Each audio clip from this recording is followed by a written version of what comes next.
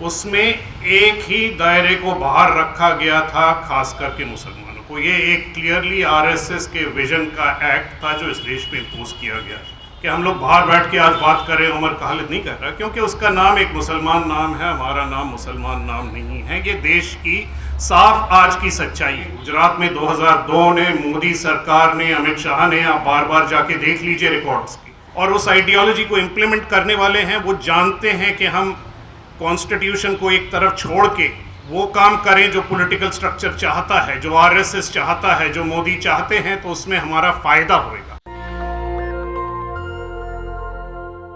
जो मेरे जैसे लोग हैं या जो देश में काफ़ी हद तक जो आज जो कुछ हो रहा है उससे नाखुश हैं, वो नाखुश क्यों हैं, ये लड़ाई उनकी लड़ाई क्यों है, और इस लड़ाई में सबको साथ आवाज़ उठाने की ज़रूरत क्यों है। 47 में ही 2 विजन थे भारत के। एक तो हमारा संवैधानिक विजन था, कॉन्स्टिट्यूशनल विजन था, जिसमें सिटीजनशिप सबकी बराबर राइट थी, सब इक्वल सिटीजन्स थे एक देश के। दूसरी थी एक आरएसएस की विजन था। वो विजन क्या था, उन्होंने बार बार दोबारा दोहराया है, कहा है, और आज उसे इम्पोज कर रहे हैं। वो विजन क्लियर था कि हिंदूस, और उनका हिंदू से मायना ये है कि जो भी धर्म इस सब कॉन्टिनेंट में पैदा हुए हैं उनको वो सबको हिंदू कहना चाहते हैं। वो एक तरह के सिटीजन होंगे, और बाकी खास करके मुसलमान, क्योंकि बार बार आरएसएस की राइज में मुसलमानों के अगेंस्ट जो प्रोपेगेंडा है, वायलेंस है और नियत है, वो साफ रही है कि वो सेकंड क्लास सिटीजन रहेंगे, और उसी को वो इम्पोज करने में लगे हुए हैं, और काफ़ी हद तक आज वो सक्सीड कर गए।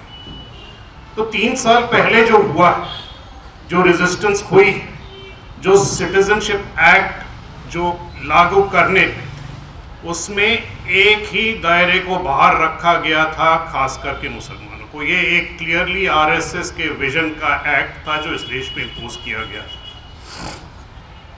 जो बीता है वहाँ पे, बात अलीगढ़ की, जामिया की, दिल्ली के नॉर्थ ईस्ट राइट्स की हुई है। जो कुछ हुआ है राइट्स नहीं थे, अगेन वो परपेट्रेटेड वायलेंस था, जिसमें एक तबके पे दूसरे तबके का अटैक था, पुलिस की सहायता से, पुलिस के समर्थन से, पुलिस की मिलीभगत से। और उसके बाद जो जस्टिस की प्रक्रिया चल रही है, बात कई लोगों की हुई है, उमर खालिद के साथ में कई बारी बैठ के बात की हैं, स्टेजेस भी शेयर किए हैं, और जो कुछ उमर खालिद ने कहा है उसका रिकॉर्ड आज तक अवेलेबल है। उमर खालिद ने अपने बयानों में, अपने लेखों में कोई ऐसी चीज़ नहीं कही है जो हमारे में से कई लोगों ने नहीं कही। कोई ऐसा सोच, कोई ऐसा स्लोगन नहीं है जो हमारे में से कई लोगों ने नहीं कहा है। फ़र्क क्या है उमर खालिद और हम में, कि हम लोग बाहर बैठ के आज बात करें। उमर खालिद नहीं कह रहा, क्योंकि उसका नाम एक मुसलमान नाम है, हमारा नाम मुसलमान नाम नहीं है। ये देश की साफ आज की सच्चाई है, और इस सच्चाई को इम्प्लीमेंट करना, इस सच्चाई को लागू करना, ये सीधे पुलिस इन्वेस्टिगेशन से लागू होता है, पुलिस के रवैये से लागू होता है, पुलिस के रोल से लागू होता है। पर ये पुलिस का रोल, ये रोल ना आज से शुरू हुआ है, या ना 3 साल पहले से शुरू हुआ है, ना ये 8 साल पहले 2014 से शुरू हुआ। इसको खास करके एक आरएसएस के वर्ल्ड व्यू में पूरी तरह से लगा दिया गया है।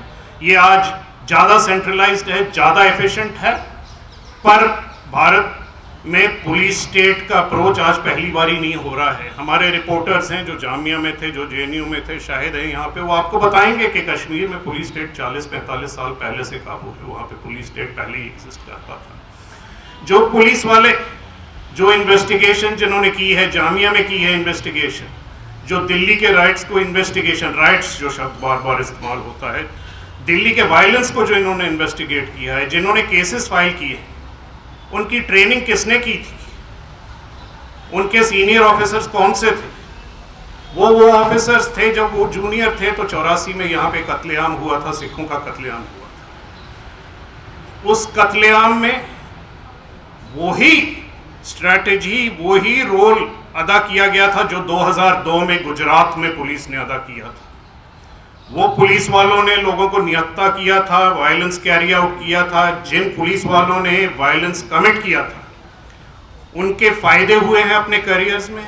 जिन्होंने वायलेंस रोकने की कोशिश की थी उनके करियर पे धब्बे लगे हैं। गुजरात में 2002 ने मोदी सरकार ने, अमित शाह ने, आप बार बार जाके देख लीजिए रिकॉर्ड्स की, कि जहां जहां गुजरात में वायलेंस रोकी गई है, पुलिस ने जो काम किया है, जो पुलिस को करना चाहिए था, वो पुलिस अफसर्स पे वो कार्रवाई हुई है कि उनके करियर खराब हुए हैं। जो पुलिस ऑफिसर ने दंगे होने दिए थे, दंगे में समर्थन किया था गुजरात के, और आज भी बिल्किस का केस लागू है कि गुजरात में जो फायरिंग हुई थी, वो फायरिंग आप वो नंबर्स देख सकते हैं कि सड़कों पे हिंदू वायलेंस कमिट कर रहे थे, पुलिस फायरिंग में मुस्लिम मर रहे हैं। ये टारगेटेड फायरिंग थी, ये टारगेटेड किलिंग्स थी। ये नंबर्स किसी और तरीके से नहीं हो सकते थे। इस बैकग्राउंड में जो दिल्ली में पुलिसिंग हो रही है, जो यूपी में पुलिसिंग हो रही है, और जो इन्वेस्टिगेशंस आज हो रही हैं, इस बैकग्राउंड के अगेंस्ट देखना चाहिए कि एक आइडियोलॉजिकल अप्रोच है, एक सुपर स्ट्रक्चर है, और उस आइडियोलॉजी को इम्प्लीमेंट करने वाले हैं वो जानते हैं कि हम कॉन्स्टिट्यूशन को एक तरफ छोड़ के वो काम करें जो पॉलिटिकल स्ट्रक्चर चाहता है, जो आरएसएस चाहता है, जो मोदी चाहते हैं, तो उसमें हमारा फ़ायदा होएगा। अगर हम कॉन्स्टिट्यूशनल रवैये में चाहते हैं तो हमारा नुकसान होएगा। ये एक एडेड इंसेंटिव है, एक एडेड मोटिवेशन है। जो कुछ यहाँ पे कहा गया उसके अलावा उनमें भी वही बायस है जो सोसाइटी में है, जो इस्लामोफोबिया है, एक जो कम्युनल थॉट प्रोसेस है, जो स्पेशली, और मैं नॉर्थ इंडिया में कहना चाहता हूँ कि नॉर्थ इंडिया भी इंडो गैंजेटिक प्लेन में जो खास करके जो है वो जो दब गया है, वो उसमें आता है, पुलिस में रिफ्लेक्ट होता है। पर ये पूरा एक लार्जर आइडियोलॉजिकल प्रोसेस है, और इस लड़ाई में जो आगे हैं वो बात सच है कि उनको लड़ना पड़ेगा। पर ये लड़ाई एक समुदाय, एक कौम नहीं लड़ सकता, ये हमारी पूरी देश की लड़ाई है। पहले भी 84 में ये हुआ था कि 18 साल तक जो कुछ वायलेंस हुआ था, जो कुछ परस्यूट ऑफ जस्टिस हुआ था, जो भी मिसडायरेक्शन था, लोगों ने छोड़ दिया था कि ये सिखों की लड़ाई है, इसमें हम क्यों शामिल हों। और वो गलतियां बार बार दोहराएंगे तो जो पहले हुआ है वो फिर दोहरा जाएगा किसी और कम्युनिटी के साथ, किसी और समुदाय के साथ, और हमारा इतिहास बार बार रिपीट करेगा अगर हम लोग सारे साथ खड़े होकर ये नहीं कह सकते कि जो हो रहा है गलत हो रहा है और जानबूझ के हो रहा है, और इसमें एक आरएसएस की आइडियोलॉजिकल प्रोसेस का इम्प्लीमेंटेशन हो रहा है। Thank you. नेशनल दस्तक की आपसे गुजारिश है कि अगर इसको बचाना चाहते हैं तो नेशनल दस्तक को सब्सक्राइब करने के लिए रेड कलर के सब्सक्राइब बटन को दबाएं, फिर बेल आइकन की घंटी दबाएं। नेशनल दस्तक को बचाने के लिए बहुत ज़रूरी है कि हर खबर को शेयर करें, लाइक करें, कमेंट जरूर करें।